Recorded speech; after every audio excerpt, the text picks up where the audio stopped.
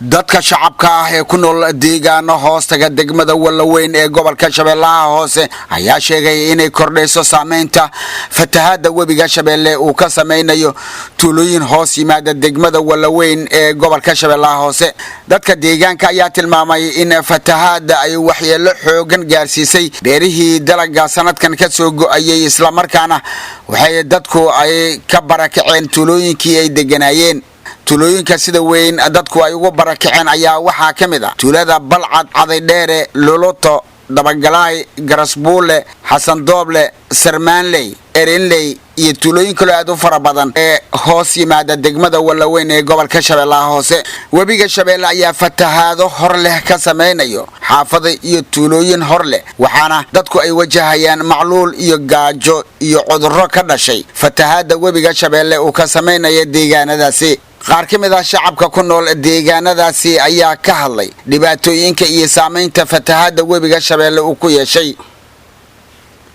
walaalayaal aan u sheegaynay waa gadoomiyaha degmada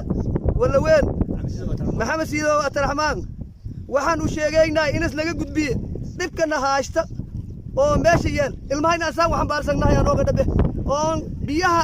aan u dhaxayna waxay oo beeri hata xuduud lahayn xoolo xunta ay lahayn wasninkii iyo ilmihii asku halug loo hooynin oo wax kale aan qaadna aan la'nahay oo beegad aan ku noolnahay ad beerka dadka ay lahayn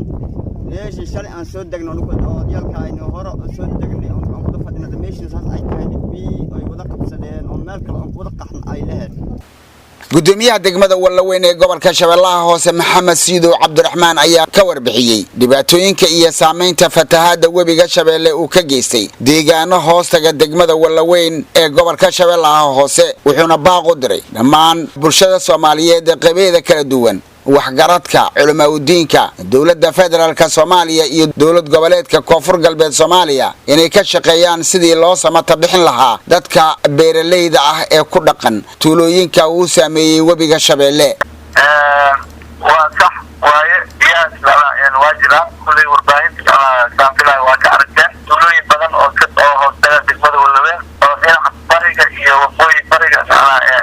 kaga toosan ayaa tuulooyin yaraan dhowr iyo 20 kiilo ka taasiisana ay soo gaareen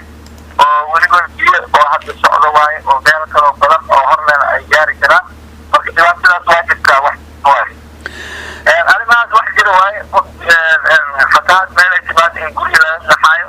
oo meel taag ah oo biyo aysan gaarin ama meel macnaa tuulooyinkooda ka fog inay aadayaan macnaa wax aan shaki ku jirin waaye oo la wada ogyahay. marka waa jirtaa in dhibaatadaasi oo dadka inay barakaceen oo meelo biyaha oo aysan tegi karin ama ka fog inay tageen